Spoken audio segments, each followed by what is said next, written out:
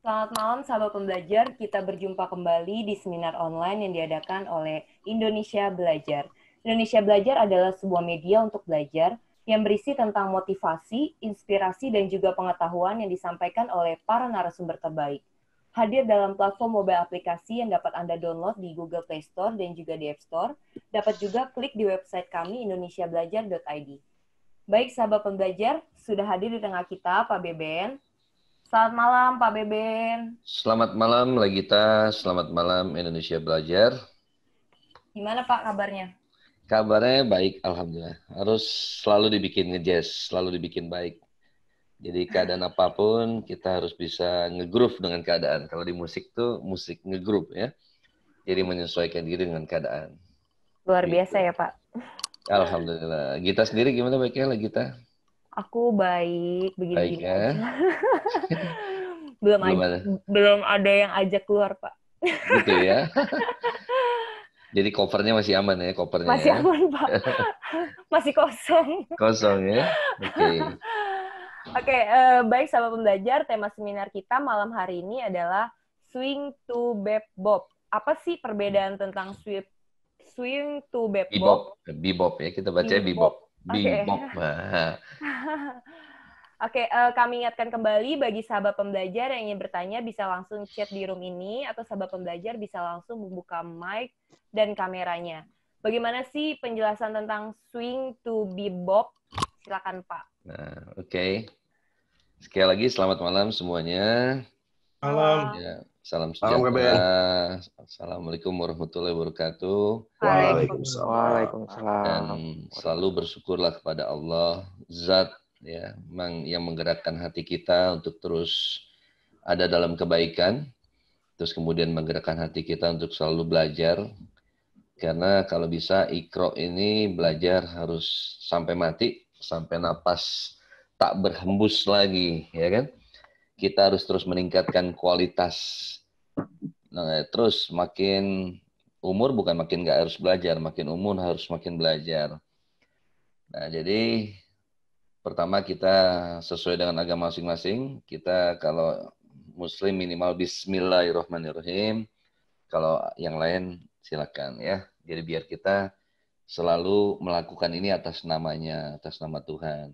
Karena jazz hanyalah wadah aja, musik adalah wadah kita jadi silaturahmi, kenal yang lain, ya. Di situ ada keberkahan dan kita sambil belajar sekaligus sebenarnya yang kita lakukan di Indonesia Belajar sekali lagi adalah ini bagian dari menjaga tradisi, ya. Pertanyaannya adalah kalau film Yesterday adalah apakah di suatu masa Beatles sampai nggak dikenal gitu ya. Kalau ada yang nonton film Yesterday, berandai-andai Beatles yang sepopuler itu ya, Beatles yang sepopuler itu di suatu masa gitu ya, di film itu dibayangkan bahwa nggak ada yang tahu Beatles loh gitu kan. Nah sekarang kalau itu diibaratkannya ke jazz, kira-kira 20 tahun lagi masih ada yang dengerin Duke Ellington kah? Ya, 20 tahun lagi masih adakah yang tahu lagu Take the A Train dan lain-lain? Ya, kalau masih jawabannya masih ada dan tidak ada adalah harus ada yang melakukannya. Ya, salah satunya kegiatan ini. Kegiatan ini salah satunya selain silaturahmi lewat jazz adalah kita menjaga tradisi. Karena kalau nggak ada yang jaga tradisi, jazz ini lama-lama akan dilupakan. Yang kedua, yang sudah main jazz, kata orang main selalu harus dapetin jiwanya, dapetin soul. Nah, dapetin soul, jiwa ini salah satunya adalah dengan mempelajari sejarahnya. Jadi kita tidak salah jiwa. Nanti jiwa ada tapi salah nggak jiwanya. Bagaimana menjiwai bebop, bagaimana menjiwai sing, nah itu juga jangan salah jiwa. Jadi makin dalam kita harus makin detail terhadap hal itu. Nah, salah satunya adalah belajar sejarah. Sebelum lanjut, saya akan share screen dulu. Saya sudah siapkan mata kuliah kita hari ini. Ya, mata kuliah yang serius, yang biasanya adanya di kampus ya. Jadi kita kuliah nih di kampus Indonesia Belajar. Wah, kampus ya. Dengan salah satu dosennya Legita, bidang hukum. Ya kan? bidang bisnisnya, bisnis musik Mas Dwi dan Mas Dewa, ya kan? Dan bagian siaran-siaran nanti kan untuk mengorbitkan, ya kan? Oke, swing to bebop. Tunggu. Oke, sedikit di review di mana posisinya swing to bebop ini pernah diangkat di materi kita awal, ya, ketika history of jazz. Tapi sekarang kita tidak bahas satu-satu ini, biar mengingatkan aja. Jadi ketika ada masa sebelum swing, ada ragtime, ada New Orleans, ya. Ragtime ini permainan piano solo.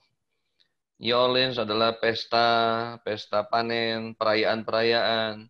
Musiknya lebih 2 beat, ya, 2/4.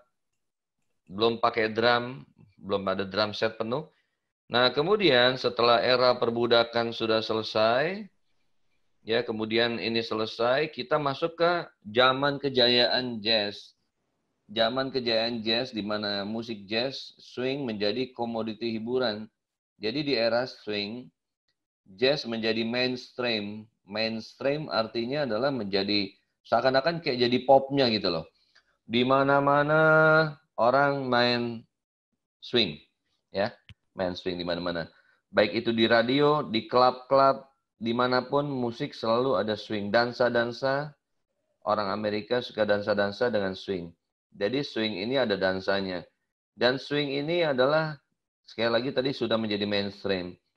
Dan mainstream bukan aliran musik, ya, tapi mainstream sebutan untuk musik yang sedang menjadi major, ya. Kalau sekarang mainstreamnya apa nih? Yang jadi mainstream sekarang terbalik nih. Yang jadi mainstream kebanyakan band-band indie label kalau di Indonesia ini, karena band-band majornya lagi mati suri nih, ya. Jadi industrinya lagi terbalik. Industrinya lagi ada di indie justru. Ya, ada segi positifnya juga. Jadi musik-musik yang berkualitas bisa kita dengarkan dan kita jangan takut berkarya. Ya. Jadi habis ini di tahun 1928 swing, kemudian nanti bebopnya di tahun 1945 ketika Indonesia merdeka nih, ya. Nah, sekarang kita lanjut. Ya. Momentum pengakuan jazz. Jadi ketika misalnya, ya, musik jazz sudah ada, tapi bangsa Amerika belum mengakui sebagai musiknya mereka. Ya, jadi artinya ya blues, terus kemudian menjadi ragtime, New Orleans, itu bangsa Amerika belum mengakui bahwa itu adalah bagian dari mereka. Nah, ketika ada seorang kulit putih, ya, Benjamin, atau lebih biasa Benny Goodman, ya, lebih biasa dipanggil dengan Benny Goodman. Benny Goodman lahir 30 Mei 1909 di Chicago, ya, dikenal dengan Benny Goodman. Ini kita sering sebut sebagai Father of Swing. Nah, Benny Goodman dengan big bandnya main di Carnegie Hall, New York, 16 Januari 1938, ya. Kalau ayah saya lahirnya 1939, ayah saya sudah almarhum tapi. Dan perlu juga diketahui di dalam big bandnya tersebut kulit putih kulit hitam berbaur. Jadi Benny Goodman ini punya andil juga bahwa big bandnya ada kulit putih kulit hitam dan main di Carnegie Hall yang notabene Carnegie Hall itu tadinya adalah tempat musik klasik, tempat musik-musik bergengsi lah, ya. Apalagi kulit hitam nggak mungkin banget main di situ, ya. Nah, sejak Benny Goodman tahun 38 manggung di sini, musik jazz baru diakui. Jadi tahun 38. Musiknya sudah ada, New Orleans dan segala macam, tapi baru diakui sebagai salah satu musik bangsa Amerika di tahun 38. 16 Januari 38, ya. Ingetin Gandhi ya, ujian jadi tahu ya Mas Edo ya. Jadi ntar pertanyaannya, kapan momentum? Nah, pertanyaan gitu. Kalau di ujian, kapan momentum lahirnya musik jazz diakui sebagai musik bangsa Amerika? 16 Januari 38. Dalam peristiwa waktu Benny Goodman manggung di Carnegie Hall, ya. Carnegie Hall ini dekat BSD lah, nggak jauh ya. Dekat, Pak.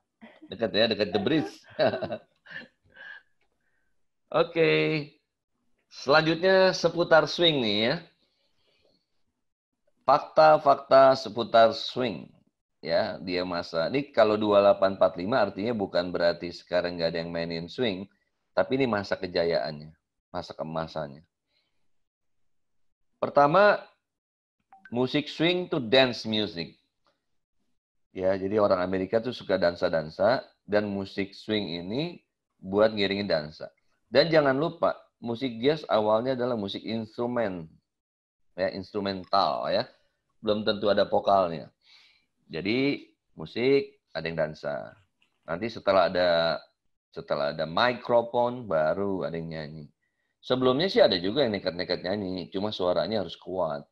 Karena ganti saksofon satu aja, kalau niupnya keras-keras, vokal langsung hilang, ya kan? Apalagi 4. Apalagi saksofonnya 4, bayangin misalnya saksofon 4, ya. Terus kemudian ada trompet, wah hilang udah vokal, bayangin ya kan? Makanya orang-orang dulu kalau nyanyi suaranya harus kuat. Jadi orang sekarang berpikir kalau nyanyi jazz harus kayak gitu.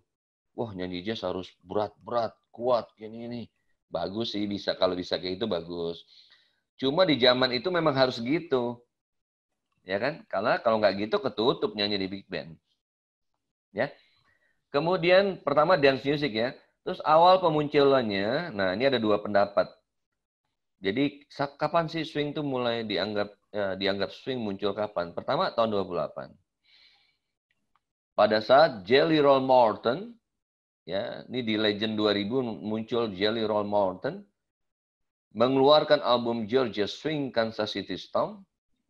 Yang kedua, versi kedua adalah 1932 pada saat Duke Ellington merekam lagu It Done a Thing, ya.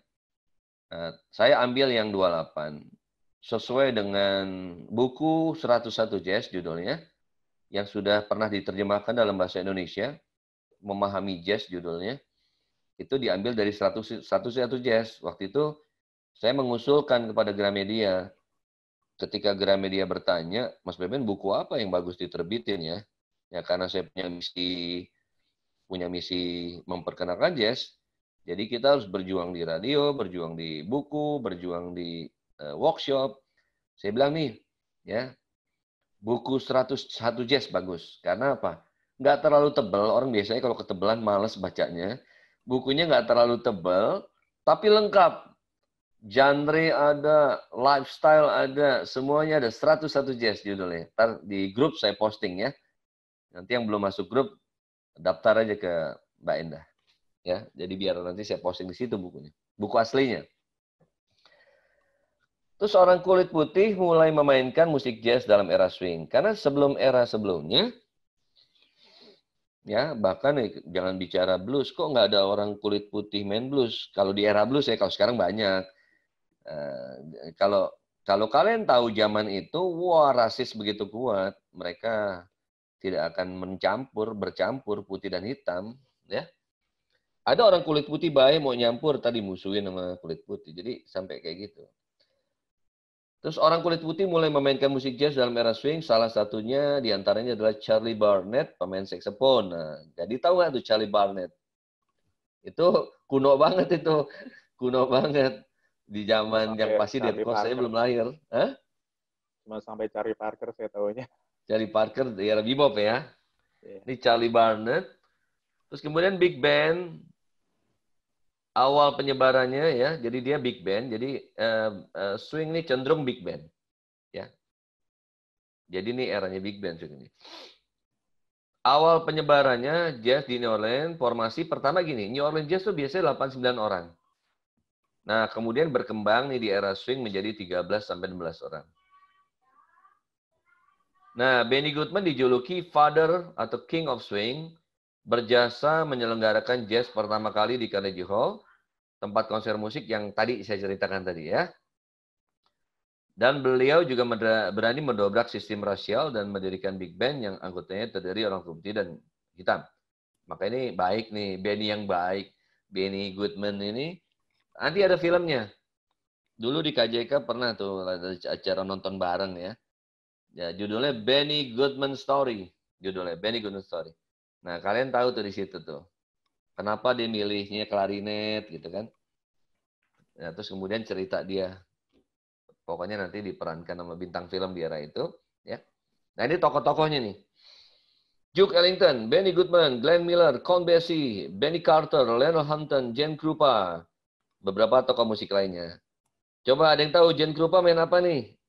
Edo main apa Gene Krupa, Dok? Kuis. Ayo, ini kan hari ini Main apa? Main drum, ya bagus. Count Basie main apa, Count Basie? Apa Gandhi? Tahu nggak Count Basie main apa? Piano ya? Kalau nggak salah ya. Piano, betul. Piano. Glenn Miller. Yang tahu hebat. Ini pemimpin big band juga kayak Benny Goodman. Pemimpin big band tapi alatnya unik. Trombon. Hah? Trombon. Nah, trombon, betul. Ini Mas Rian nih, anak big band nih. Jadi tahu nih. Dia trombon. Pernah nonton nggak filmnya Mas Rian? Belum pernah, cuma lihat video live-nya.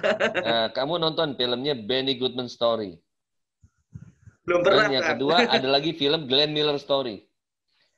Jadi para jazzer senior kita itu keranjingan jazz gara-gara nonton film satu Benny Goodman Story, kedua Glenn Miller Story. Nah saya di library saya ada film-film itu. Saya punya aslinya.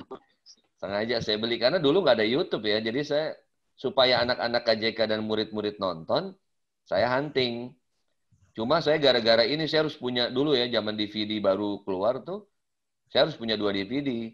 Karena kalau DVD yang bagus, justru nggak bisa nerima ini karena saya belinya asli dari sana, kena sistem region. Misalnya Amerika tuh region 1, kita 3 gitu, nggak bisa. Jadi saya harus beli Changhong atau yang abal-abal gitu, baru bisa hidup dia malahan.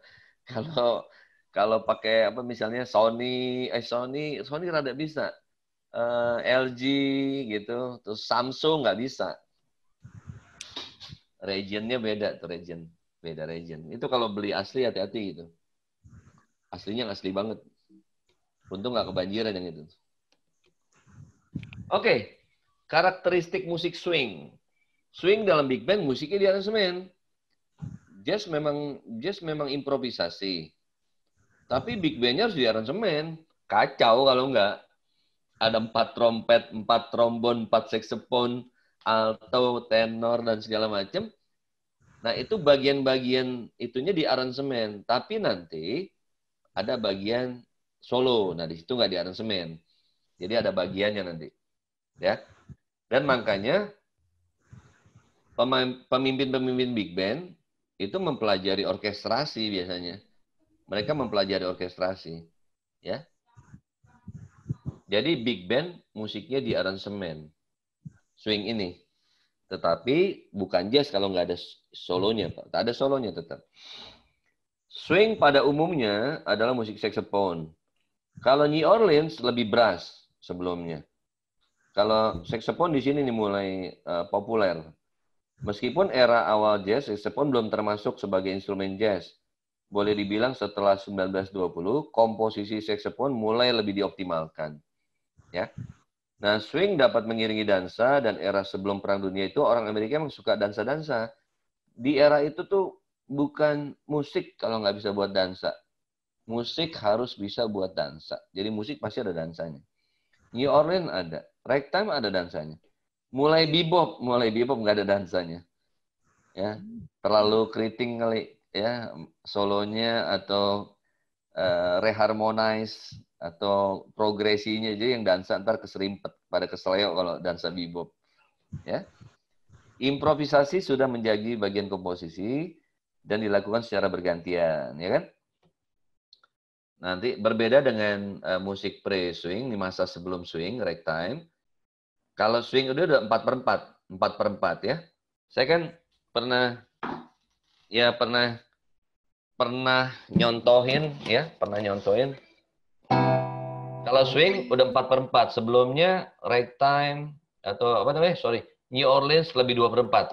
Jadi kalau kita misalnya main Blue Moon, kalau swing Udah 4/4. Terus swing feel 1, 2, 1, 2, 3, blue moon. You saw me standing alone. You got a dream in my heart. 1, 2. Nah, begitu misalnya mundur ke belakang, New Orleans, nah lebih kayak marching tuh, ya kan? 1, 2, 1, 2, 1, 2, 1, 2, gitu kan? Gitu. Blue moon, you saw me standing alone. You got a dream in my heart. Nah, lebih gitu ya. Nah, jadi itu perbedaan dari 2 beat ke 4 beat, ya kan?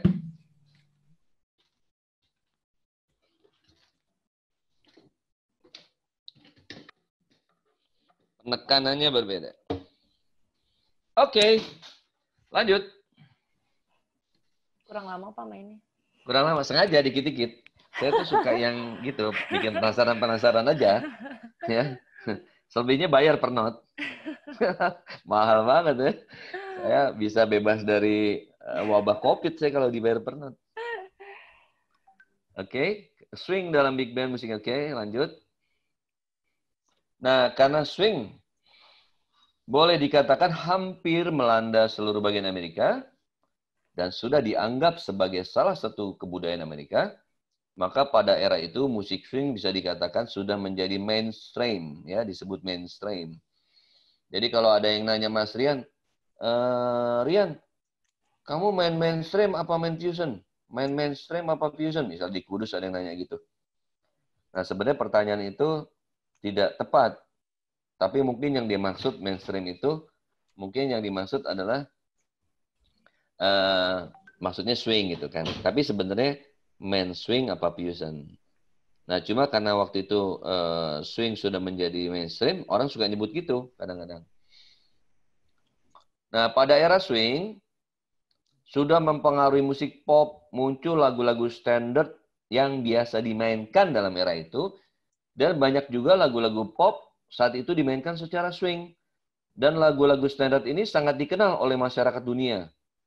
Sering lagu-lagu tersebut dianggap sebagai lagu jazz standard. Jadi kalau misalnya gini, apa sih yang dimaksud standard? Ganti, kita main standard aja. Rian, kita main standard. Apa tuh maksudnya? Nah, standard ini, jangan lupa, lagu jazz tuh ada dibagi dua. Lagu jazz dibagi dua klasifikasinya. Pertama, klasifikasi yang maksudnya original scoring. Original scoring adalah lagu yang dibuat di zaman jazz itu. Di zaman swing, bikin lagu swing. Di zaman bebop, misalnya contoh Blue Monk, dibikinnya di era bebop, itu original scoring dari Monk. Tapi ada yang aslinya bukan lagu jazz sebenarnya. Ya, kayak lagu Blue Moon tadi, ya kan? Terus kemudian lagu banyak ya. Misalnya It Had to Be You. Nah, gitu kan? Lagu apa lagi? Night and Day, ya kan? It had to be you. It had to be you. I wander around. Apalagi? Night and day. You are the one. Itu aslinya lagu-lagu pop. Fly Me to the Moon, Autumn Leaves, lagu pop yang suka dimainkan orang jazz dan menjadi standar. Nah, itulah maksudnya lagu standar. Dan lagu standar itu akhirnya dibukukan ya di lagu yang anak jazz suka pegang, real book ya. Buku real book itu, dan sekarang jadi di aplikasi ada iReal ya kan? iReal Pro ya kan? Nah, itu sebenarnya aslinya nggak semua original jazz, ya, tapi menjadi standar. Tapi ada lagi, kalau ada yang pernah nggak Jazz Fake Book ya, itu lagunya lebih ngepop lagi tuh. Cuma bukunya udah jarang beredar karena sekarang orang udah pakai HP semua masalahnya, ya. Nah, beberapa tokoh penting. Nah, ini penting nih, perlu diketahui kalau setelah ikut kuliah di sini, nama-nama ini nggak boleh nggak tahu nih, ya kan? Nggak lulus, harus ikut lagi kalau nggak lulus ya. Ini beberapa tokoh di era swing ya. Dalam era ini ada Edward Kennedy Ellington, ya. Lahir di Washington DC 29 April 1899. Bintangnya Taurus berarti. Nah, ini biasa dikenal dengan Duke Ellington. Duke Ellington. Nah, beberapa komposisinya yang terkenal, Satin Doll, Take the A Train, I Love Me. Nah, itu lagu-lagunya dari Duke Ellington. Real Book itu banyak dihiasi oleh lagu-lagu Duke Ellington, ya. Dan malah ada dia buku Real Book Ellington sendiri, ya. Terus kemudian yang kedua, Count Basie. Tadi tambahan kenapa namanya ada Duke-nya, tambahan ya, gosip-gosip sedikit. Nah, dia dipanggil Duke. Duke ini kan bangsawan. Kok orang kulit hitam lagi rasis gitu, menengah ke bawah kok bisa disebut bangsawan? Karena ayahnya kerja di Gedung Putih, ya. Karena ayahnya kerja di Gedung Putih, dia dianggap bangsawan gitu ya. Yang kedua, Count Basie nih, Count Basie. Ya, dan big band yang lain selain Duke Ellington ada Count Basie. Musiknya lebih ringan dibandingkan Duke. Duke Ellington tuh agak klasikal. Kalau diperhatiin unsur klasiknya kuat, ya. Kalau apa? Enggak itu. Count Basie lebih ngeblues, bluesnya kuat. Nanti di bandnya Duke Ellington, nah Gandhi wajib tahu nih. Kalau ini wajib tahu dan dengerin. Lester Young. Ini salah satu pemain yang sangat fenomenal dan nanti dia menjadi salah satu standar dari cara mainnya untuk membidani terjadinya bebop. Ini wajib dipelajari Lester Young bagi pemain saxophone. Tahu Gandhi yang ini? Nah, kalau di Duke Ellington ada pemain saxophone bagus yang wajib didengar namanya Ben Webster. Ben Webster. Nah, Ben Webster, Lester Young, Coleman Hawkins, bapak tenor saxophone. Nah, itu wajib didengerin sama para pemain saxophone. Terus pemain-pemain penting lain pada saat periode ini antara lain adalah pemain trompet Roy Eldridge, saksofonis Benny Carter, gitaris Django Reinhardt, Lionel Hampton, Gene Krupa. Nah, Django Reinhardt yang selalu legend dengan 2 jari ya. Karena dari kecil dia gypsy, suka naik karavan itu, kebakaran karavannya, jarinya lengket yang 2, yang aktif hanya 2. Nah, ini gitaris jenius nih. Ya. Yang hanya dengan 2 jari mainnya luar biasa ya. Django Reinhardt.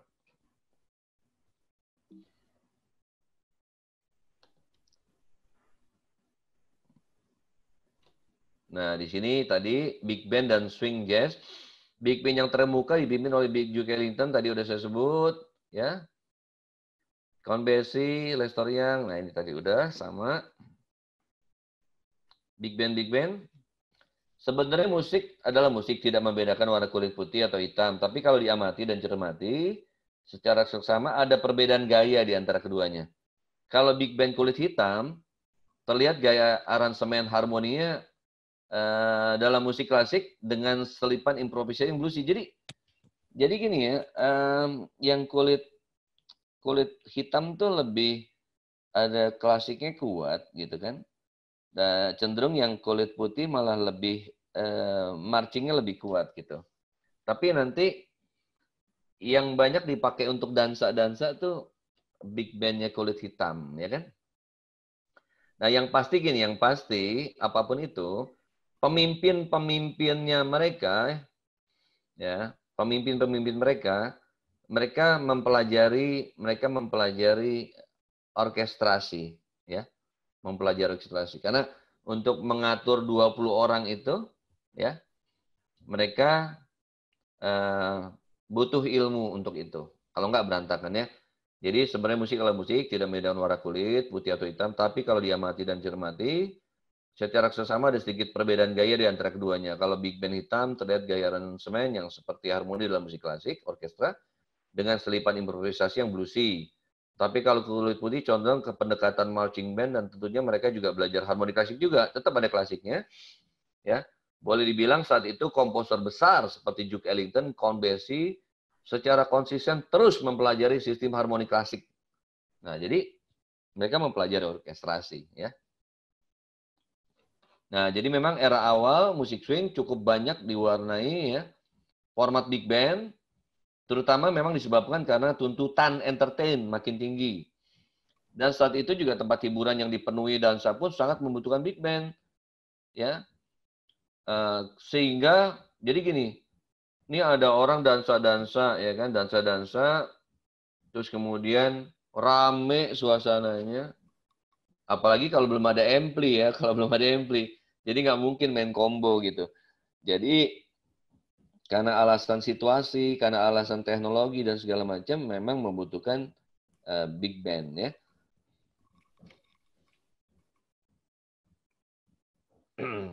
Nah, ini juga ada nama-nama besar seperti Louis Armstrong. Louis Armstrong ini sebenarnya dari era New Orleans sudah ada nih. Di era New Orleans sudah ada, ya. Nanti coba nonton di film. Mungkin sekarang di YouTube atau di nggak tahu ada nggak? Kalau bisa nonton filmnya Benny Goodman Story. Terus ada juga Benny Goodman yang lebih dokumenter, ada sama Glenn Miller Story. Ada juga Jane Krupa Story. Itu juga bagus. Itu sangat filmnya sangat swing banget ya backgroundnya. Nih info-info ya kan, saya tambahkan. Info-info lain, film-film seputar swing. Ada film judulnya Swing Kid. Swing Kid ini tentang kehidupan swing di Jerman waktu itu Perang Dunia Kedua. Swing juga telah mewabah, melanda Eropa dan menjadi gaya hidup, menggambarkan kehidupan swing pada Perang Dunia Kedua. Ya, kala itu Jerman. Jadi jangan lupa, musik swing di Jerman dilarang kan nggak boleh musik kulit hitam di sana di Jerman.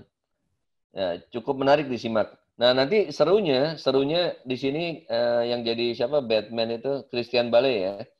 Nah, Christian Bale ini yang jadi dia ada grup band berempat ya. Nanti yang dua jadi tentara, yang dua tetap main jazz. Terus yang satu suka Django Reinhardt.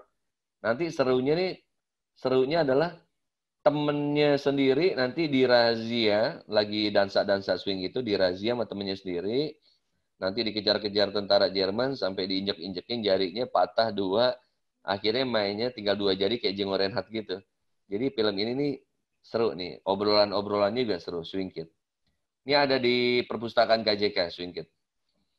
Terus Cotton Club yang dibintangi oleh aktor Richard Gere juga menggambarkan kehidupan swing di Amerika. Tapi di sini nanti ya biasalah film hiburan ya kan. Ya. Nah, tapi Cotton Club ini benar-benar ada. Cotton Club ini punyanya Owney Madden, boleh dibilang Owney Madden nih anak buahnya Al Capone. Jadi dulu di era itu banyak klub-klub besar itu punyanya mafia ya kan. Jadi orang kulit hitam boleh main, kayak Duke Ellington pernah main di Cotton Club, terus Fletcher Henderson pernah main di Cotton Club, tapi orang kulit hitam nggak boleh nonton, ya. Yang nonton kulit putih, orang kulit hitam nggak boleh masuk. Yang boleh masuk cuma ada satu mafia kulit hitam namanya Bumpy, ya. Nah Bumpy ini ada filmnya sendiri nanti. Nanti di Cotton Club, Bumpy juga pernah masuk sekali nonton Duke Ellington. Nah, terus film-film lainnya adalah Benny Goodman Story, Glenn Miller Story, Swing Kid. Karena kita mempelajari sejarah kadang nggak cuma belajar baca bukunya atau main, tapi kadang-kadang perlu nonton juga. Nah, saya hobi nonton kebetulan. Hobi nonton, terus saya koleksi film-filmnya, ya kan. Nah, ini saya filmnya ada semua di library, ya. Library KJK, ya. Di rumah saya. Legita pernah nonton nggak film ini semua yang saya sebut? Enggak. Nonton deh, seru deh. Kamu akan jatuh cinta sama jazz, ya kan? Oke, ini sebagai pengetahuan ya. Jadi sesungguhnya jadi gini, jazz secara harmoni dan melodi itu bukan sesuatu yang baru. Jadi ada beberapa ilmu yang diambil dari klasik. Tapi yang khas dari jazz adalah ritmiknya ya. Di sini kita lihat ya dari Middle Age to Renaissance 900-1900 ya. Modality ini diambil konsep modality. Di sini ada Gregorian Chant, Jacquin Desprez, Palestrina. Ini maksudnya ilmu yang diambil dari era ini adalah modality. Terus di era Barok ya diambil sequence and cycle of fifth, fourth, part harmony. Ini tokoh klasiknya Bach, Feseble, Vivaldi. Terus kemudian di era 1750-1820 ya, di sini prinsip chord function dominan 7 chord. Ini udah ada di era klasik. Tokohnya kan Mozart, Haydn, Beethoven, Bach ya. Di era ini. Jadi ilmu-ilmu harmoni melodi itu juga banyak. Ya, saya punya buku judulnya Bach to Bebop. Bach to Bebop. Orang-orang bebop banyak belajar era barok juga. Jadi bagusnya emang belajar musik semuanya dipelajari. Nah, dari era romantik. Era romantik apa yang diambil ya? Non-dominant harmony, 7/9 chord ya. 9 chord nih, chord-chord 9, chromatism. Dari sini nih, era romantik. Nah, ini tokohnya Schubert, Tosowski, Wagner, Brahms, Schumann, Chopin, dan lain-lain. Ya. Jadi kalau bisa memang main jazz wawasannya luas, jangan jazz hanya belajar jazz kalau bisa. Musik lain akan berpengaruh pada permainan kita dan wawasan yang luas ya. Entah itu mau main rock ke, blues ke, apa backgroundnya, terus ketika main jazz akan memperkaya kita. Nah, terus kemudian abad 20 mulai nih ya. Ada pentatonik, ini karena kulit hitam ya. Full tone scale, 13 chord dan segala macam. Ya, ini maksudnya biar tahu bahwa secara harmoni melodi musik klasik sudah mencapai puncaknya di awal abad 20. Nanti jazz yang baru tuh ritmiknya. Ingat, unsur musik apa? Harmoni, melodi, ritmik. Ya. Nih, musisi jazz yang mempelajari musik klasik di antara lain adalah Charles Mingus, John Coltrane, Charlie Parker, Bill Evans. Ini semua nih. Ya. Tanpa klasik, ya, nggak pernah ada nih lagu Giant Step, Stella by Starlight, Caravan, Dolphin Dance, Con Alma, Record Dummy, Solar Nardis, Seven Step to Heaven, dan many other jazz tune. Ya, ini ada unsur klasiknya. Nah, saya lanjutkan dulu.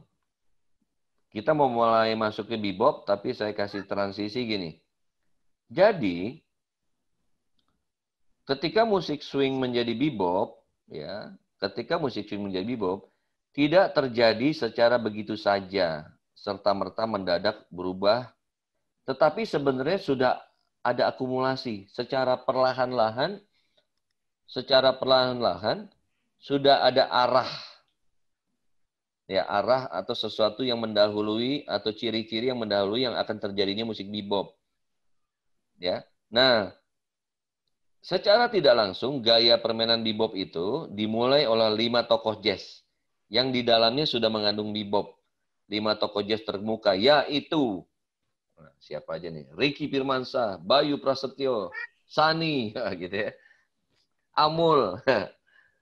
Nah, kita lihat siapakah 5 orang itu. Nah, 5 who helped make a revolution. Ya, nah, mereka yang membuat revolusi sampai lahirnya bebop. Pertama adalah pemain trompet Roy Aldridge. Ya, Mas Rian pernah dengar Roy Aldridge, Mas Rian? Belum. Nah, sebagai pemain trompet ini bapaknya nih yang dari swing to bebop nih, Roy Aldridge, lahir tahun 1911 di Pittsburgh. Penghubung jelas antara Louis Armstrong dan Dizzy Gillespie, ya. Nah, terus kemudian ya, dia menyerap juga permainan trompet Rex Stewart dan Red Nichols, Henry Red Allen, dan juga Louis Armstrong. Jadi semua gaya permainan di era itu nih. Ini kalau kita dengerin Louis Armstrong, Dizzy Gillespie, Henry Red Allen, mainnya beda-beda. Tapi semuanya tuh tercakup di dalam permainannya Roy Aldridge, ya. Serta pengetahuan harmonis yang tinggi, kemampuan teknis yang tinggi, dibekali speed serta ritme tanpa celah, dan dia juga memiliki penghayatan drama dan ekspresi yang nyata. Gitu. Kayaknya pernah ke Kudus deh. Kalau ke Kudus ketemu Mas Rian ya. Ini Roy Aldridge. Ini di dalam permainannya nih udah mengandung bebop. Yang kedua gitaris Charlie Christian. Lahir tahun 1919 di Dallas, Texas. Yang pertama memaksimalkan potensi gitar listrik. Tidak hanya sebagai alat ritme. Ya. Jadi jangan lupa gitar dulu nggak penting. Di era bebop, di era mana? Di era swing, di era New Orleans, dulu nggak penting. Kenapa? Pertama, gitar di era itu kan akustik ya. Gitar tuh gitar akustik.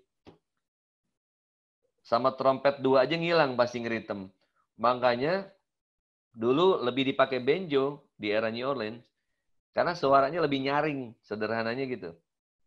Nah, di era di era swing masih dipakai buat ngeritem aja, cuma Z, cuma tet tet tet. Jadi kalau main ini udah dah main swing, main sekenceng-kencengnya aja. Nah, ini ngeritem big band. Ngeritem big band tuh ngeritem seperempat ya. Ya.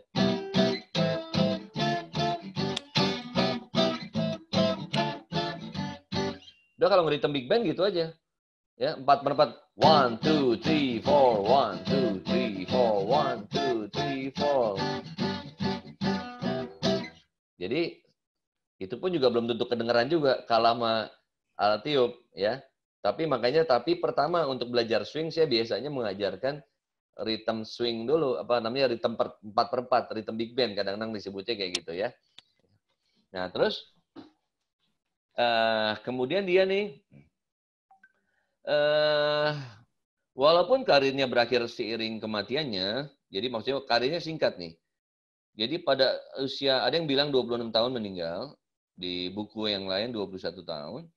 Dia seolah-olah ya muncul dari daerah antah berantah, maksudnya gini, dia tuh tahu-tahu muncul aja nih orangnya. Terus kemudian Benny Goodman pernah ditawarkan, ini ada gitaris keren nih, ya gitaris muda keren, Charlie Christian. Nah, baru-baru datang ke Benny Goodman juga nggak yakin ya, anak tinggi, kurus, pakai kaos kaki, warna-warni, hijau, kuning, ini bisa main gitar apa ya. Nah, begitu main, Benny Goodman percaya. Jadi dia pernah main bersama Benny Goodman nih. Ya. Dan meninggal usia muda. Pernah lagi sakit paru-paru di sanatorium, diajak kabur ya kan. Karena susah nyari gitaris yang lain gitu, nyari gantinya. Dan dia juga mau aja lagi kan. Nah, ini meninggal muda nih. Yang ketiga, Art Tatum, piano. Lahir di 1909 di Ohio. Ini pianis buta sebelah yang bersekolah pada sekolah khusus buta tunanetra dan sekaligus juga bersekolah musik. Dianggap sebagai salah satu pendekar dalam teknik bermain piano abad ini. Jadi dia hampir menguasai berbagai gaya piano. Boleh dibilang dia adalah pianis yang menyerap semua aliran yang muncul sebelum dirinya. Dan dia dapat memainkan semuanya dari boogie-woogie, pop, stride, swing, dengan kecepatan tinggi dan teknik piano yang belum pernah terdengar dalam belantika jazz. Jadi ini intinya virtuoso nih piano. Dan dia cuma hanya bisa melihat sedikit lah. Dia sekolahnya di sekolah tunanetra dari kecil. Malah boleh dibilang udah hampir nggak ngelihat sebenarnya. Ya, Art Tatum. Nah, yang keempat Jimmy Blanton, basis nih. Jarang sekali basis yang menjadi inovator, apalagi berpengaruh. Namun Jimmy Blanton ini juga meninggal muda nih. Terlepas dari karirnya yang singkat, seperti Charlie Christian, dia meninggal dalam usia 23 tahun. Dia telah mengubah masa depan jazz, mengkombinasikan pondasi ritmis yang kuat dengan permainan melodi dan kontra melodis yang dapat mengangkat band setiap malam. Jadi dia tidak hanya mengiring, dialah yang salah satunya yang berani menawarkan counter melodic, artinya main tidak hanya sekedar mengiring, tapi karena mengonter, ya seperti call and response dengan pianonya atau dengan gitar. Kalau nggak ada Jimmy Blanton, mungkin pemain bass mungkin masih 4/4 rata gitu aja ya. Ya kalau Ricky mah kayaknya udah kemana-mana tuh. Gaya Jimmy Blanton, Jimmy apa aja kayak Ricky udah bisa tuh. Lester Young, saxophone. Lester Young adalah musisi yang membalikan aturan saxophone tenor yang diterapkan Coleman Hawkins. Dalam band Count Basie, ia dijadikan penyimbang permainan tenor rendah Herschel Evans dan alter ego nyanyian Billie Holiday, yang bermain lebih tinggi dan lebih ringan dengan pendekatan harmonis dan ritmis yang sangat rumit serta tanpa vibrato. Solonya menggunakan elemen-elemen kecil, materi melodik yang disatukan dengan kreatif sehingga permainannya sangat rancak. Kayak orang Padang nih. Terbuka dan naratif, seperti yang mungkin digambarkan yang dia bercerita.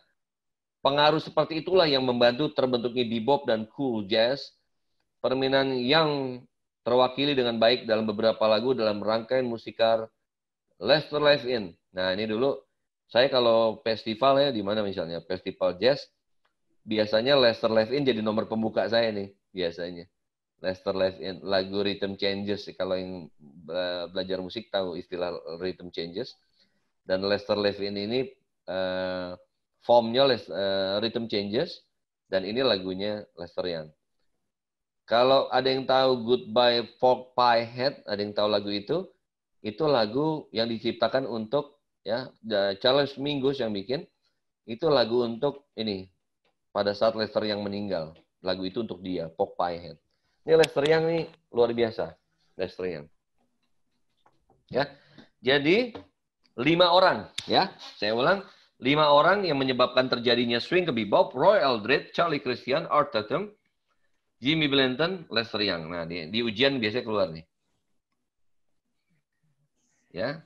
Nah, sekarang kita mau masuk ke bebop. Sebelum masuk ke bebop, Legita silakan kalau ada yang mau bertanya. Habis ini masuk bebop.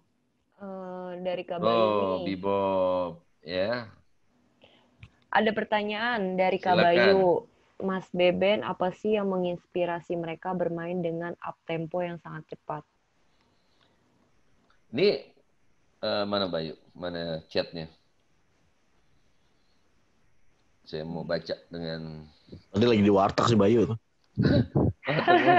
Belakangnya warteg. Kalau itunya mana? Pertanyaan coba ulang. Saya mau apa nih pertanyaannya kita? Apa sih yang menginspirasi mereka bermain dengan up tempo yang sangat cepat?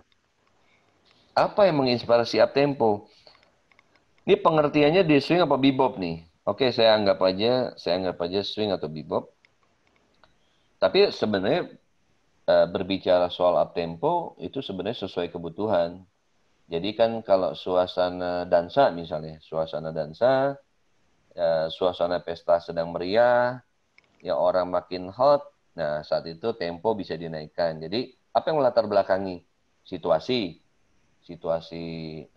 klub, situasi pesta dansa, ya kan? Tapi bukan berarti up tempo pasti bebop. Nah nanti kalau kita sudah masuk ke bebop, jadi sering orang berpikir bebop mah itu swing yang dicepetin, nah gitu kan? Apakah bebop itu pas swing gitu, fast swing? Nggak selalu. Nanti ada karakter-karakter yang membuat musik itu menjadi bebop. Jadi bukan swing dicepetin pasti bebop gitu. Nah gitu. Jadi kalau Mas Bayunya kalau bisa ngomong dialog nih sama saya nih, biar tadi maksudnya lebih dapat. Tapi kalau secara singkat, yang melatar belakangi ya pertama adalah situasi. Saya kan membayangkan karena saya nonton film-filmnya kan, itu kan biasanya dia ada di pesta dansa, atau suasana klub, atau orang sedang berdansa, sedang hot, tempo dinaikkan, dan segala macam, itu bisa melatar belakang itu. Ya. Dan kecepatan itu memang menjadi bagian ciri dari bebop, tapi bebop juga bukan hanya cepat pasti bebop, kayak gitu. Kurang lebih kayak gitu. Nanti kalau Bayunya ada yang kurang puas, silakan langsung bersuara saja. Ya. Apa? Silakan kalau ada yang tanya lagi. Ada yang masih mau bertanya? Langsung saja suara biar kita berdialog. Ada berapa yang hadir hari ini, Legita? Ada 31. Wah, luar biasa. 31 Mas, mau ya. nanya lagi boleh, Mas? Oh, siapa? Itu siapa? Bayu. Bayu, Mas. Oh, Bayu Mas. Prasetyo. Tadi Bayu pada saat saya jawab gimana? Iya, cukup puas. Cukup puas ya? Apalagi, silakan. Itu tadi kan Gian Krupa itu emang bener dia dulu apa sampai sekarang itu dijuluki dengan Bapak Drummer Dunia.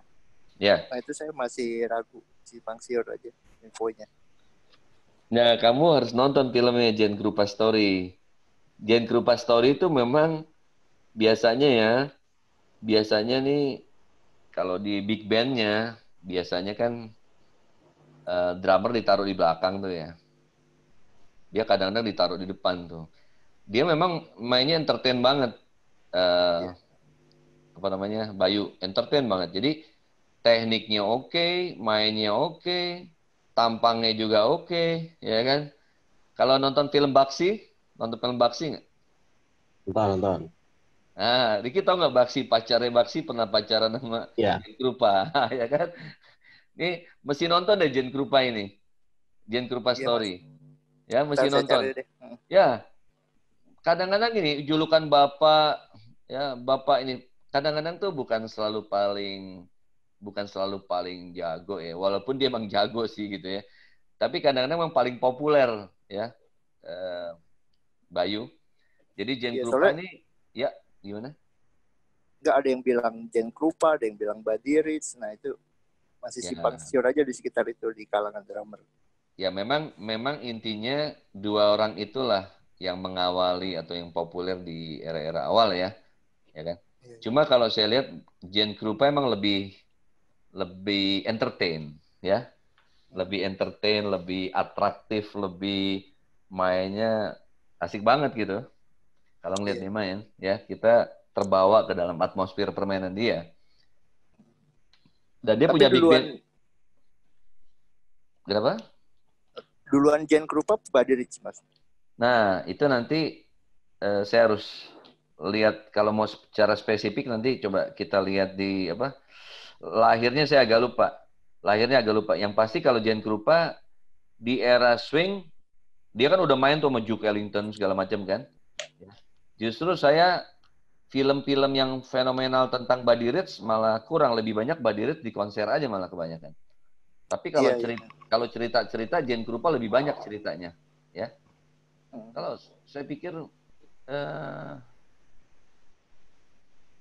tapi nanti salah ini tahun kita harus spesifik. Nanti kita lihat di Google atau apa ya. Coba Bayu lihat nanti spesifiknya. Ya. Makasih, Mas. Ya, silakan ya. Nanya lagi, Pak Ben? Ya, silakan. Mau nanya dong. Ya. Di era sebelum swing kan, itu kan ada ragtime dan sebagainya, Dixieland dan dan segala macam yang lebih kuat di penekanan 2/4 ya, pinceng. Mulai kapan sih kan tiba-tiba main drumnya tuh atau main bassnya tuh nggak juprak tapi jadi 4/4 dan bassnya jadi walking gitu. Ya. Ada nggak satu komposisi atau satu orang yang tiba-tiba ngerubah dari kebiasaan juprak terus jadi seperti itu gitu, jadi swing feel gitu? Nah, memang nih pertama kan perlu diketahui ketika di era New Orleans ini belum pakai drum set ya. Jadi mereka tidak menggunakan drum set karena drum set mulai dipakai di tahun 1917 ya kan. Terus yang kedua tadi Jerry Roll Morton sih pernah mengakui bahwa dia jadi biasalah. Ini memang sulitnya sejarah ini banyak versi sulitnya. Jadi Jerry Roll Morton sendiri pernah mengakui dia menciptakan jazz ya. Dia basicnya kan dia seorang mucikari sebenarnya. Dia seorang pianis, mucikari juga. Ya, terus dia memang legend, mainnya juga jago ya kan. Nah, di dalam permainannya itu sudah mengandung jazz yang 4/4 itu Ki sebenarnya Ki. Sebenarnya, ya kan? Terus kemudian juga ada Duke Ellington ya. Ya, jadi memang kalau sejarah tuh memang selalu sesuatu yang secara perlahan mengalami perubahan pelan-pelan. Tapi selalu selalu sulit disebutkan siapa yang pertama. Itu data bisa selalu berubah. Dalam mau sejarah filsafat Islam, sejarah filsafat Barat, kemudian jazz, musik secara umum, ya itu selalu saya belajar sejarah selalu sejarah itu bisa dinamis. Jadi sejarah itu tidak pasif. Artinya satu kadang-kadang ya karena kadang-kadang gini, satu bisa ditulis berdasarkan selera. Misalnya jazz apa namanya yang ada sejarahnya itu Canberra Jazz. Canberra Jazz itu kan yang buat keluarganya Marsalis. Jadi sejarah dan tokoh-tokohnya yang diangkat adalah tokoh-tokoh yang dia suka gitu misalnya. Contoh. Nah nanti suatu saat dalam versi yang lain akan punya bukti yang baru. Nah makanya belajar jazz itu, belajar sejarah jazz, kita tidak bisa membaca satu buku. Ya, tadi aja kelahiran swing ada yang bilang tahun 28. Ada yang bilang tahun 32. Tapi John F. Sweets, antropolog Amerika, profesor, dia menggunakan yang 28. Ya kan, kayak gitu. Nah, tapi yang penting Ricky, KBBN, semuanya tahu. Baca berbagai versi itu. Baca berbagai versi yang, ya. Jadi, Kalau dibilang kapannya di era-era tahun 28-an itu, Ki. Ya, udah di atas tahun 20-an. Tapi 20 berapa tepatnya, tapi yang pasti 28 tuh sudah swing gitu loh. Nah, sebelumnya karena musik New Orleans itu sejarahnya musik perayaan. Iya, iya. Ya, perayaan pesta panen, termasuk kematian gitu kan. Nah, mulai berkembang ada drum, terus kemudian berkembang ada big band, ada drum set, ya secara asimilasi pelan-pelan jadi 4/4, ya kan? Dan 4/4-nya itu malah lebih kental ketika di Chicago. Kan kota kelahiran jazz kan New Orleans, yang lebih, tapi nanti tahun 1918, di tahun 1918 ada pelarangan minuman keras. Nah, ketika terjadi pelarangan minum keras, klub-klub sepi, ya langsung sepi, ya. Nah, kemudian para pemain ini banyak yang hijrah ke Chicago. Banyak yang hijrah ke Chicago. Kenapa hijrah ke Chicago? Karena di sana minuman keras tetap ada. Loh, kan New Orleans, Chicago kan sama-sama negara bagian Amerika. Kok di Chicago bisa ada minuman keras? Nah, di sana bisa ada karena Al Capone. Ya kan? Capone gitu loh. Nah, jadi di satu sisi kenapa orang New Orleans pada pindah ke Chicago? Nah, di New Orleans itu rasisnya kuat banget, ya. Nah, jadi itulah banyak latar belakang yang ya. Nah, tapi Ricky kan kalau bertanya, ini Ki tepat pada 17 November tahun 1921 mulai 4/4 nggak gitu. Kita susah menentukan itu. Nggak Ya kan? disangka ada satu tokohnya gitu yang tiba-tiba, karena kan agak beda kan, main bassnya juga terutama kan cuman ting tiba-tiba jadi walking aja ting itu kan. Ya, Siapa yang mulai gitu ya. Siapa yang mulai ya. Ya, tapi kalau yang mengaku ada yang mengaku. Oh iya. Jadi setuju apa nggak setuju boleh, yang mengaku Jelly Roll Morton itu salah satunya. Ricky dengerin. Tapi dia kan awalnya kan dia pemain piano yang jago tuh. Nah, lihat aja mulai dari bass pianonya kalau dia lagi main sendiri misalnya. Gitu. Yang berikutnya adalah tokoh Duke Ellington itu ya. Cuma nggak tahu ya rekamannya masih ada nggak Jelly Roll Morton itu di YouTube. Iya. Ya. Jelly Roll. Jelly Roll Morton, ya kan? Jelly Roll namanya Morton. Itu loh. Iya, keren ya. Terus Jelly kemudian Roll. dia juga nyambi lagi, Ki. Iya. Banyak tambahannya dia. Selain main piano. Untuk bertahan kayak gitu. Silakan. Saya dong nanya saya. Wes Stanley. Gitaris muda berbakat. Cerah sekali mukanya kayaknya. Silakan Stanley. Kalau Gypsy kan 2 beat juga tuh. Ya. Bang Ricky tadi bilang. Nah, itu pada perkembangannya duluan Gypsy baru swing atau gimana? Maksudnya Gypsy itu kayak tiba-tiba ada kan di Prancis. Ya. Tiba-tiba ada aja di Prancis. Itu gimana prosesnya? Dan apakah misalnya Django Reinhardt ya, ikonnya. Apakah dia terpengaruh dulu sama New Orleans? Karena aku banyak dengar rekaman Django Reinhardt yang udah main sama Lester Young dan lain-lain ada di itu ada tuh. Nah itu aja. Ya. Nah jadi gini, memang banyak orang menyebut gini. Seakan-akan ada aliran. Saya jawabnya seakan-akan ya. Seakan-akan ada aliran yang namanya Gypsy Jazz. Wah gitu kan. Ini gara-gara Django Reinhardt nih sebenarnya nih. Gypsy Jazz. Nah jadi Stanley, kita pisahkan dulu ya. Musik Gypsy itu sudah ada sebelum swing atau New Orleans lahir pertama itu. Ya. Jadi musik Gypsy itu pertama adalah kita tekankan itu adalah musik sendiri, dan musik Gypsy itu mungkin kalau ada yang pernah yang dibilang Gypsy-nya Eropa sekarang tuh yang baru Henry Stotska ya. Nah, itu musik Gypsy kan awalnya juga di Gypsy-nya sendiri ngiringi tarian. Dia mengiringi tarian lah dan segala macam. Nah, jadi cuma memang peranan Django Reinhardt ini adalah dia punya background Gypsy, yang memang dia seorang Gypsy, lahir di Gypsy, dan Gypsy itu memang sudah ada. Kebetulan dia juga Entah berkolaborasi, entah ngeband. Pertama dengan salah satu yang tokoh sentral juga di Paris Club waktu itu adalah Stephen Gravely, ya. Noval tuh pemain saxophone, pemain biola, ya. Sampai akhirnya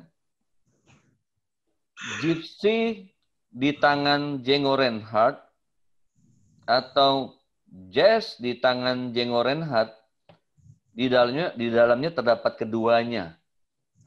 Ya, menjadi sesuatu yang seakan-akan itu yang disebut gypsy jazz. Nah, sebenarnya isinya apa? Ya isinya sih sebenarnya awal-awal tuh lebih New Orleans sebenarnya, karena sesuai zamannya juga, sesuai zamannya. Nah, tapi kemudian kan kita lihat kan di situ kemudian berkembang menjadi swing. Terus kalau ada yang nonton film ini nggak? Ricky kayak nonton deh film Sweet and Loudon. Nonton nggak? Sweet and Loudon. Kalian dulu nonton nggak Sweet and Loudon? Enggak. Jadi Sweet and Loudon ini film diperankan oleh Sean Penn. Jadi Sean Penn ini sutradaranya kan tuh gila jazz tuh pemain saxophone, siapa namanya? Martin Scorsese. Bukan. Oh, bukan. Pemain sutradaranya ini jadi agak lupa nih dikit. Jadi sutradaranya suka saxophone, dia memang suka bikin film-film aneh ini. Nah, dia memfilmkan tentang Rick Emmett. Rick Emmett ini sebenarnya gitaris nomor 2 terjago setelah Django sebenarnya. Dan dia sangat tergila-gila pada Django. Nanti di film itu terakhir dia ketemu Django, dia malah pingsan gitu loh. Nah, dia gaya mainnya kayak Django banget, cuma di dalamnya udah ada permainan swing di dalamnya, ya. Nah, jadi secara singkat adalah Gypsy sudah ada sebelum jazz, ya menjadi musik sendiri, cuma nanti dia berasimilasi dengan New Orleans atau swing. Nah, di tangan Django Reinhardt lah akhirnya terdapat keduanya. Nah, kira-kira kayak gitu. Dan akhirnya orang suka bilang bahwa ini adalah Gypsy Jazz. Ya sebenarnya sih New Orleans, ya. Cuma nanti ketika masuk swing menjadi kuat, ya. Kebetulan saya ada box setnya, walaupun kotaknya udah rusak ya kebanjiran. Saya ada box setnya Django Reinhardt yang dia memainkan lagu Perancis dan memainkan lagu-lagu standard, tapi dengan ritme yang lebih 2/4 gitu loh. Gitu, Stan. Jadi sebenarnya itu udah ada Gypsy kayak gini lah, kayak orang-orang Latin itu kayak Brazilian. Ya, kan Brazilian banyak alirannya tuh. Ya. Ada koro, salsa dan segala macam. Tapi nanti ada yang namanya Brazilian Jazz lah gitu lah. Nah, kayak Elian Elias gitu kan.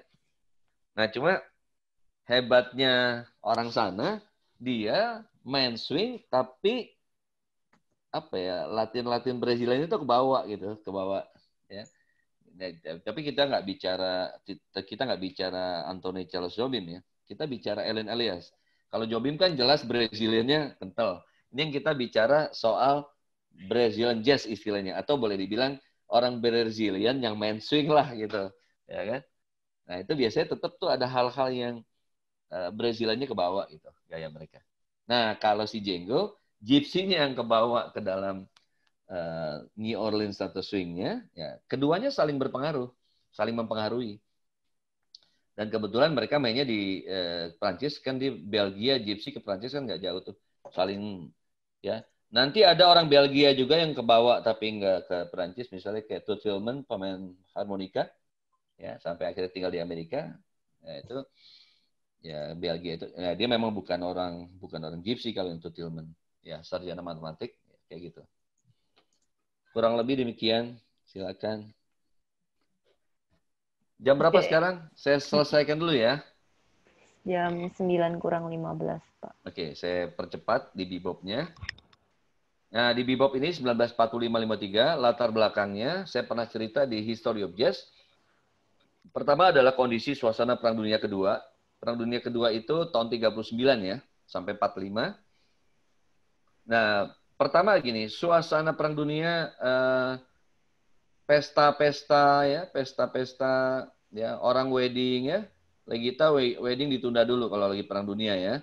Semuanya ditunda dulu ya. Jadi job-job lagi sepi gitu kan. Ya kan? Nah, terus kemudian pertama itu, karena job sepi, ya, pemain-pemain nih Gandhi, Ricky, ya, misalnya Rian di era bebop lebih banyak jam session, lebih banyak berjam session karena mereka berjam session tidak punya tanggung jawab untuk mengiringi orang dansa, itu akhirnya mereka main lebih berani, lebih eksperimental. Nah, jam session itulah yang akhirnya nanti melahirkan hal-hal yang menjadi bebop, ya.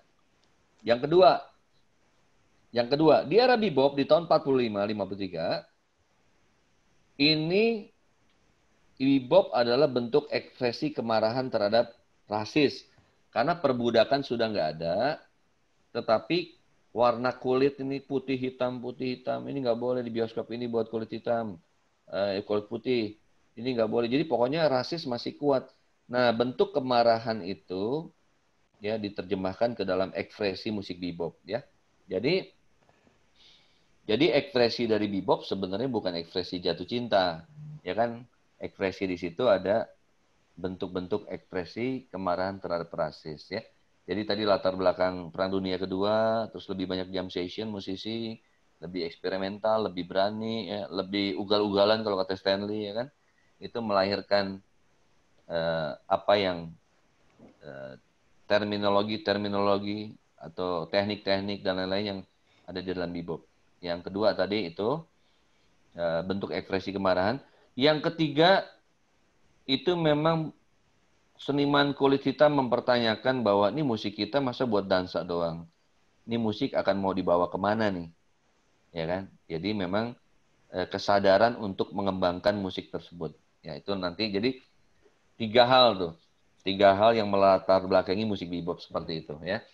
Nah ini kemudian musisi itu lebih banyak di Milton Playhouse, Second Street, dan Onyx Club ini tempat-tempat mereka jamming, ya. Di Intro Jazz Cafe nggak ada sini, nggak ada. Mereka jammingnya di sini nih, ya kan. Nah, rekaman awal musik bop, ya meskipun kita kenal Charlie Parker dan lain-lain, tapi rekaman musik bebop justru awalnya dilakukan oleh Coleman Hawkins, bapak tenor saxophone tahun 44, ya. Jadi yang rekaman musik bebop pertama kali adalah Coleman Hawkins, ya, tahun 1944. Nah, kemudian Charlie Parker baru berikutnya tahun 1945, ya. Ya, jadi kalau ditanya kapan rekaman jazz pertama 1917. Ya, kemudian rekaman bebop pertama tahun 44, ya. Tapi bebop tidak pernah menjadi sepopuler swing. Walaupun itu ya, dia tidak pernah menjadi benar-benar sepopuler swing. Karena ya, musik bebop banyak juga yang nggak sempat kerekam. Mereka lebih jamming sih. Jadi kalau ada direkam pun kebanyakan rekam bebop tuh jamming spontan, ya. Saya pernah ada rekaman Jazz at Massey Hall.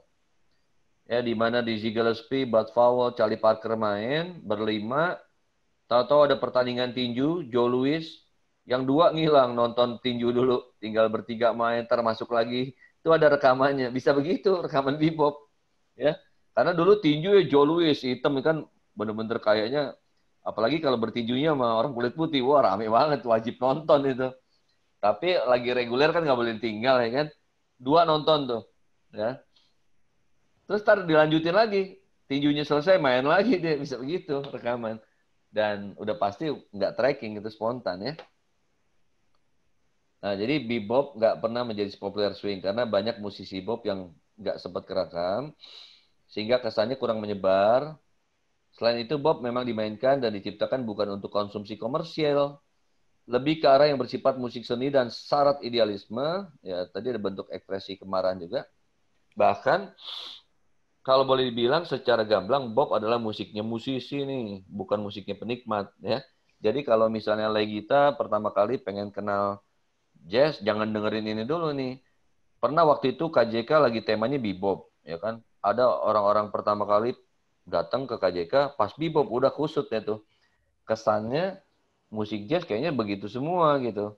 Ya kan, mungkin bisa lewat swing dulu atau lewat Latin dulu, ya. Nah, kemudian juga bebop tokoh sentralnya Charlie Parker meninggal muda usia 35 tahun ya. Ini juga berpengaruh pada ya. Ini kalau mau nonton filmnya Bird 3,5 jam tapi filmnya lama banget nih, ya.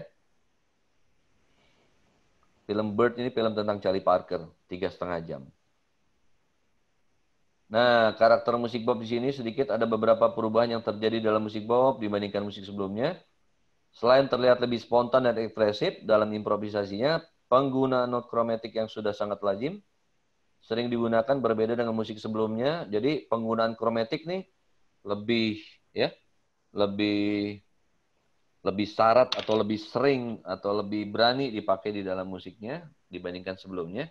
Jadi jangan lupa secara filosofis perbedaan musik swing sama bebop, swing filosofinya adalah musik dansa, ngiringin orang dansa.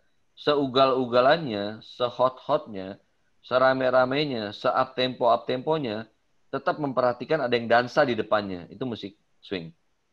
Kalau bebop, ini musik yang filosofinya itu ekspresi kemarahan. Ya. Bentuk ekspresi kemarahan terhadap rasis. Tentunya berbeda kan. Ya. Nah, tinggal pemainnya nih. Bayu menerjemahkannya gimana. Ya. Joshua drum menerjemahkannya gimana? Misalnya bisa nggak lagu Fly Me to the Moon dimainkan bebop? Ya bisa, asal tahu jiwanya, jadi tahu cara mainnya. Misalnya kalau saya bayangkan pakai mulut ya, bisa persis apa enggak? Pokoknya Fly Me to the Moon. Mungkin kalau di swing mungkin gini, Fly Me to the Moon, gini, paling gitu ya. Nanti di bagian-bagian tertentu. Tapi kalau di bebop mungkin Fly Me to das.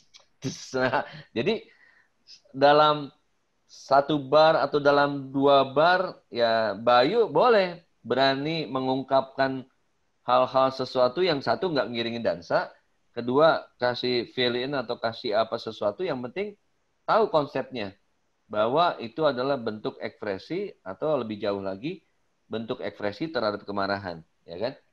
Jadi kalau rada-rada perlu kasbon atau kesel-kesel, mungkin bebop lebih cocok mainnya daripada swing lah gitu ya. Ya, rada-rada gimana gitu ya. Aduh, gitu ya. Kalau kasbon mah lagu belet kan, Ben? Belet ya? Belet slow. Tambah merimi dong. Galau ya. Tambah galau, tambah jadi dong. Ya kan? Musik kesian.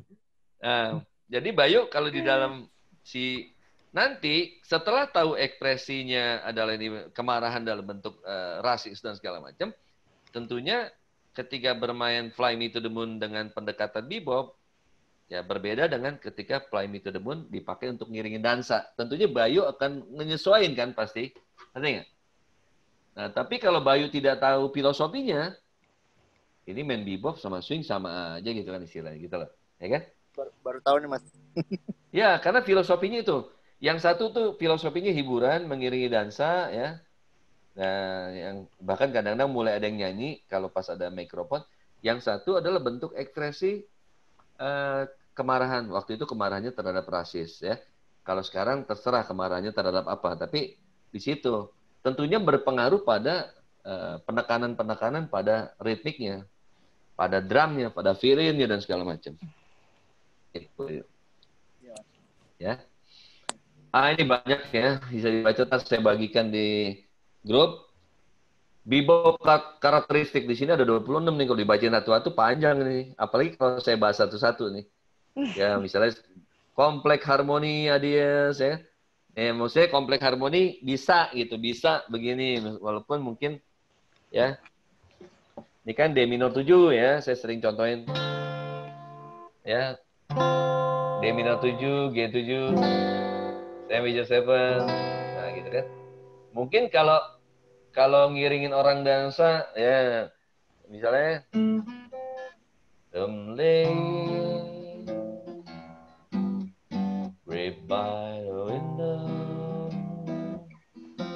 cukup mungkin gitu cukup lah, ya kan? Ricky juga mainnya nggak terlalu ugal-ugalan gitu. Ya, ada yang dansa di depannya. Nah, tapi kalau melihat Hasanah nomor 1 kompleks harmoni, ya D minor ini bisa diacak-acak, terserah. Masing-masing pemain mau ngacaknya dengan reharmonize seperti apa. Misalnya bisa by the window. Mau gitu boleh. Ntar Stanley mainnya gaya yang lain, terserah. Tapi artinya mengembangkan harmoninya menjadi lebih kompleks. Yang tadinya 1 chord, bisa dalam 1 bar, 4 chord. Nah itu. Dalam hasanah itu, walaupun mainnya nggak speed misalnya, tapi harmoninya dikembangkan lebih luas ya. Dan lain-lain. Terus kemudian ada ya pengembangan 9, 11, 13 ya.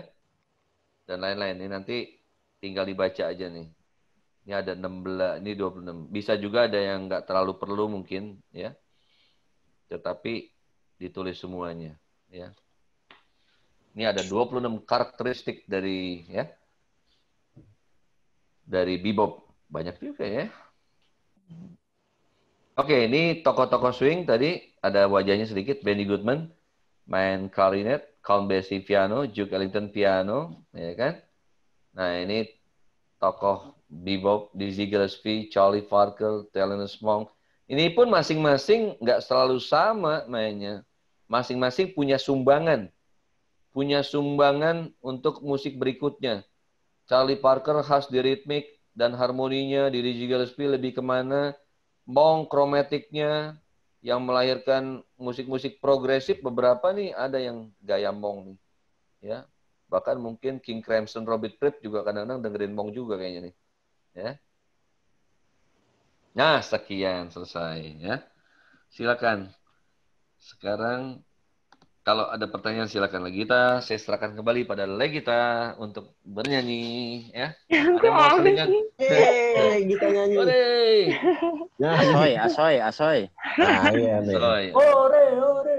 Encang Riki ya, Encang Riki. Nah. Langsung maju nih. Encang Riki. Oke. Dikawal dong. Stanley main biar gitar dong, nyanyi. Stan. Kita mau denger Stanley main ini nih. Main Nge-slide slide terserah blues. deh. Oke. Siap, Jangan Stanley? sampai cinta ditolak bebop bertindak nih. Nah.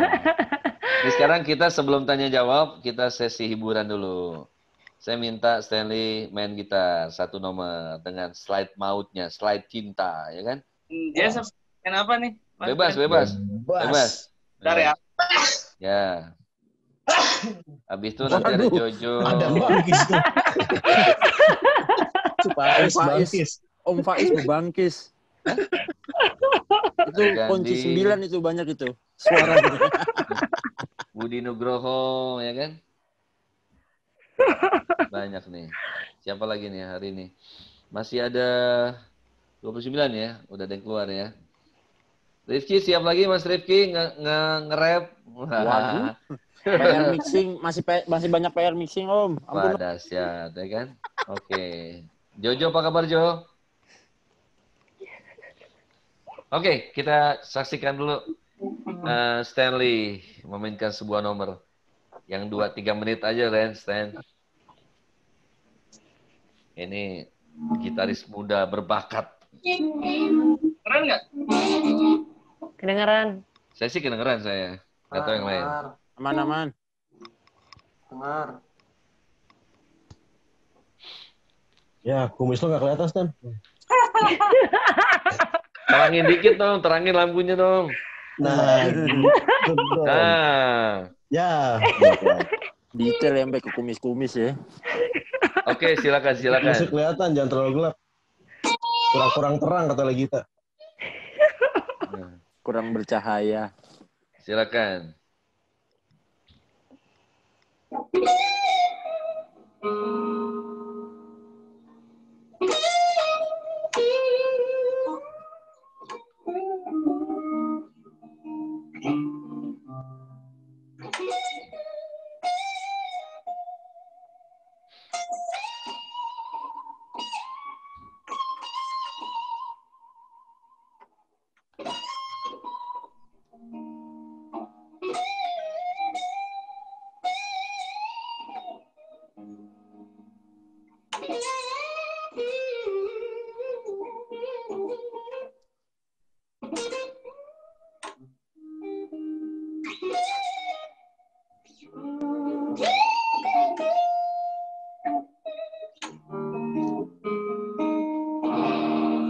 aja ya.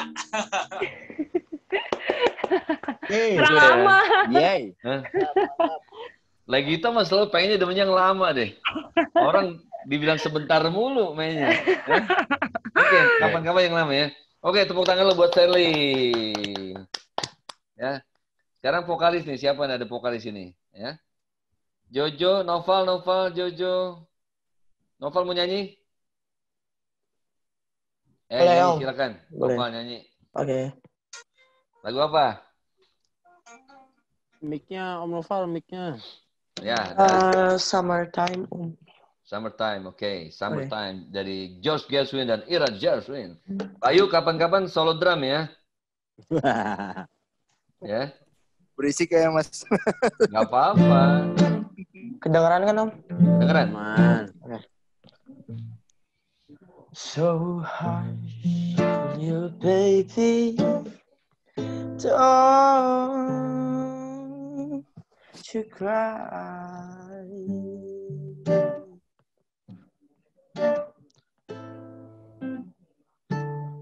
Summertime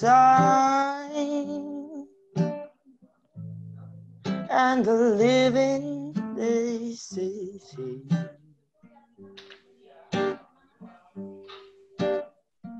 Fish are jumping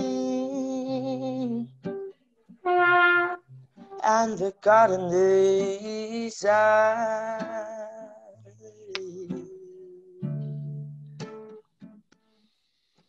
Your daddy's rich and your mommy's good looking. So hush, little baby, don't you cry.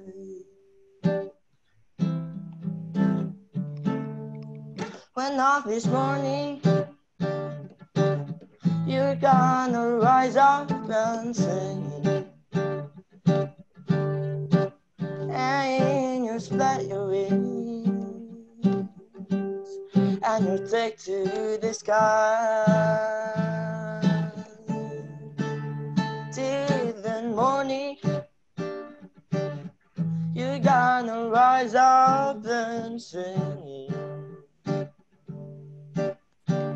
So hush, little baby, don't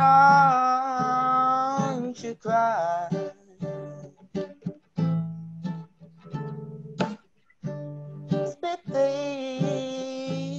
Spatty, baby,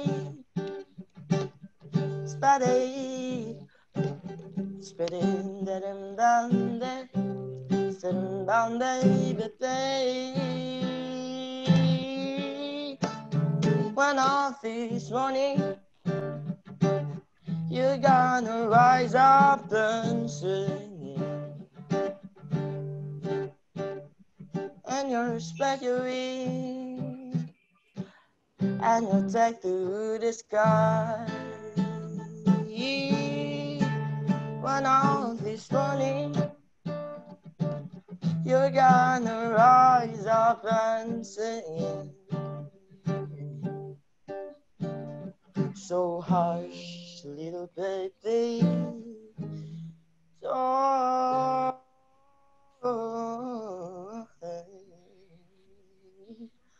you cry.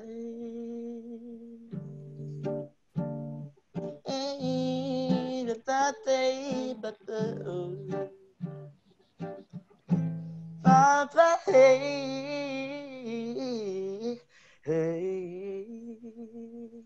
to cry.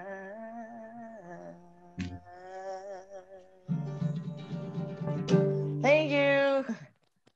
Thank you. Nah, cukup lama kan? Lagi kita cukup lama kan? Sampai habis ini. Nah, terima kasih Noval dan Stanley. Ya cukup dua-dua dulu ya. Ini ada pertanyaan Ray. Ray-nya mana ada Ray? Ray masih di sini?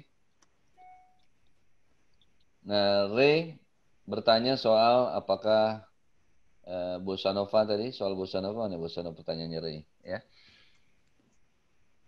Nih, Brazilian udah beda sama bossa. Jadi bossa nova ya, saya panjangkan bossa nova atau new wave atau era baru.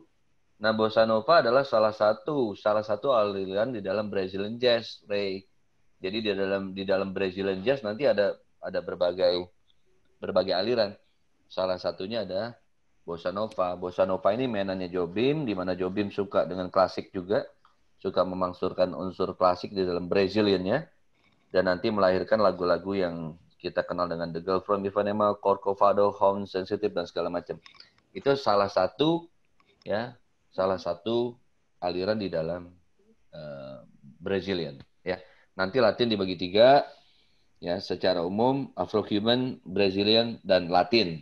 Nah, gitu. Sekian. Silakan kalau ada pertanyaan lagi, ya. Pak, sepertinya waktu kita habis. Waktunya sudah habis ya. Iya. Kita kalau tidak kurang lama lah kita.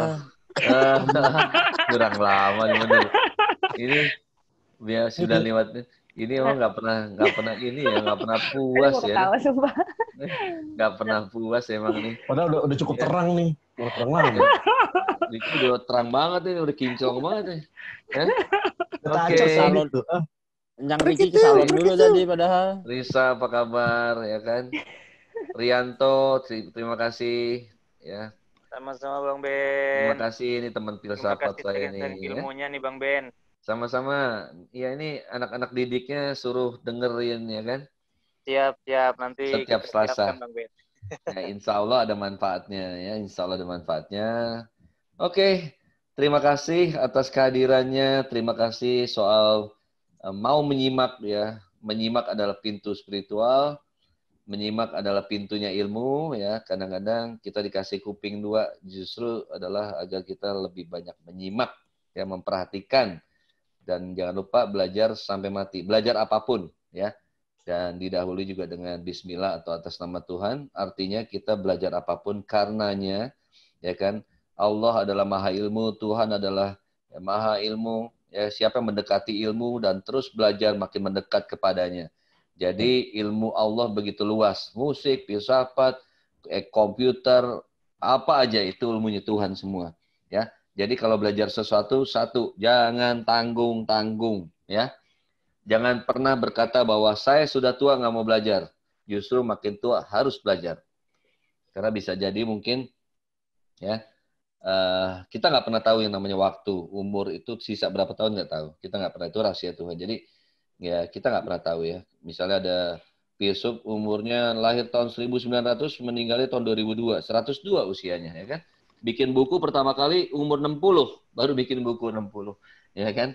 Jadi bisa jadi kita nggak pernah tahu yang ada di sini sampai berapa. Tapi selama masih ada waktu, kita manfaatkan untuk hal-hal bermanfaat ya. Jangan ya biarkan setiap detik yang berlalu tanpa kehadirannya. Jangan biarkan setiap detik tanpa belajar. Jangan tidur 1 hari pun ya sebelum belajar 1 hal 1 hari. Demikian penutupan dari saya lagi kita. Terima kasih. Oke, makasih Pak Beben, makasih semuanya yang udah hadir. Sama-sama. Kita ketemu lagi minggu depan di jam yang sama ya. Makasih. Mau foto bareng dulu?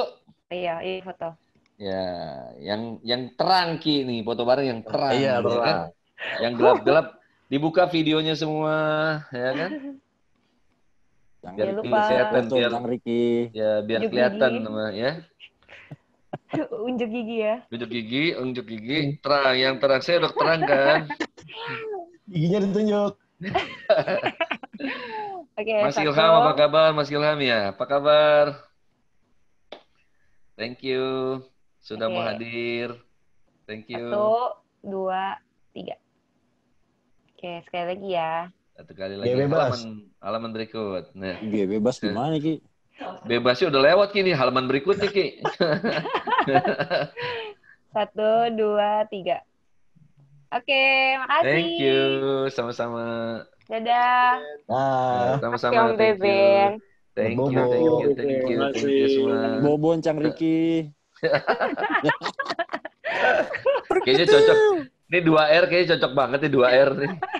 Rifki nih kayaknya udah makan lopis bareng nih berdua ini. Sampai jam 3 pagi semalam Om. Bikin mixingan buat Cang Ricky nih biar Bang Beben, izin live dulu ya Bang ya. Salam buat kawan-kawan semua. Terima kasih Mas Rianto. Saya juga mau live nih ya. Dread, thank you.